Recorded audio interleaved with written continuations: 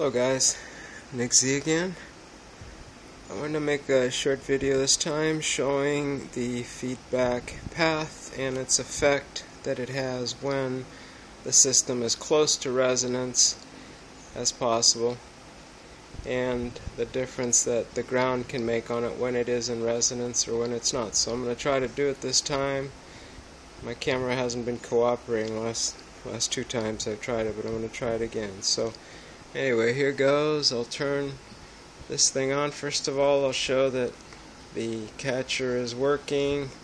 There is some field from it, even though it's kind of weak.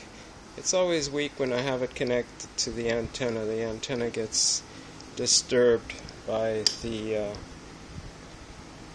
you can see the fields kind of all around it here. Like I said, it's not real strong, but it's there. Now, I'm going to put this here for a second and pull out the ferrite that I have in the core, if I can fish it out. And there it is, I pulled it out.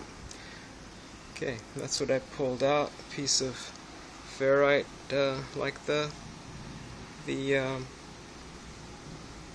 flybacks use.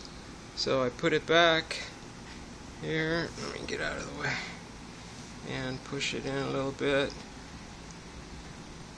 It still won't light. Push another one in there.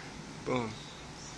Okay, and then you can play around with it and see which position gives the best light, but without it, it wouldn't light. So that was one thing I wanted to show. The next thing is the feedback loop. This is one of the connections that goes to this yoke here.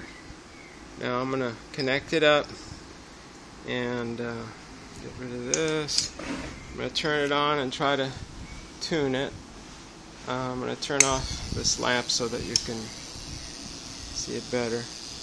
Okay, I'm going to try to tune it. And you can also hear the sound coming off of the yoke or the flyback core that I have as a feedback path. Okay, so there's 2 points on here where it kind of brightens up the most. I'm going to pull the ferrite so you can see that it's a lump of ferrite from a flyback.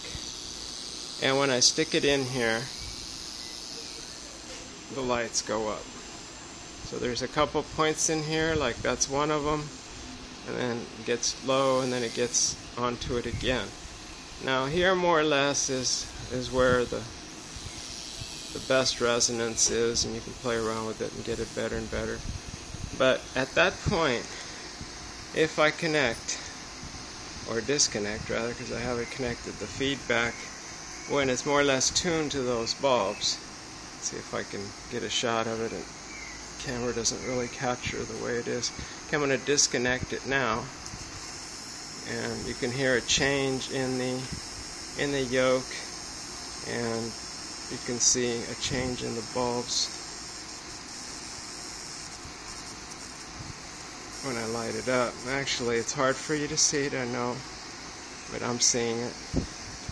And so that's what it does when it's in resonance. If it's out of resonance, if I pull this thing out of here so that it's not in resonance and it's out of resonance a little bit, and I add this feedback to it, it makes no difference at all. Absolutely none. So same thing goes with I'm trying to hook it up here. You don't like to see what I'm doing. Hang on a sec. Okay, the same thing with the ground cable. If I disconnect or connect the ground cable while it's in resonance, I can see the bulbs changing. But if it's not in resonance, if it's a little off, it won't do anything. So, okay, that's what I wanted to show you, and I know that it's hard to tell from watching these bulbs, but here it is again. So I can kind of put it into resonance and take the ferrite out. It goes out of resonance, even though you can't really see the difference. I can hear the difference and I can tell the difference. So here's ferrite out in one of the positions where it works best. It goes down as I push it in further to another position. And like I said, it's a matter of just spending some time with it. Now I'm only running on about 10.5, 11 volts here. If I were running on 15, the effect would be much more pronounced. So anyway, just wanted to show you a couple things here.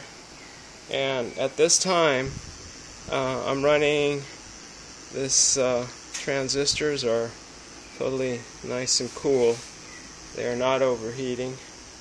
Now that's with 2 bulbs, you know, I mean I can light more bulbs, but again it takes it out of resonance. I have to retune the thing for the other bulb. If I put on or remove a bulb, I have to retune. I can either tune with this ferrite in the core of the grenade, or I can tune with magnetite on the yoke, or both.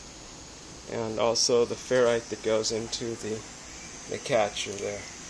Without it, I won't get hardly anything from this short kacher and the power that I'm supplying to it, which is about 12 volts and 2 amps more or less. So anyway, that's what I got to show you. Thank you for watching.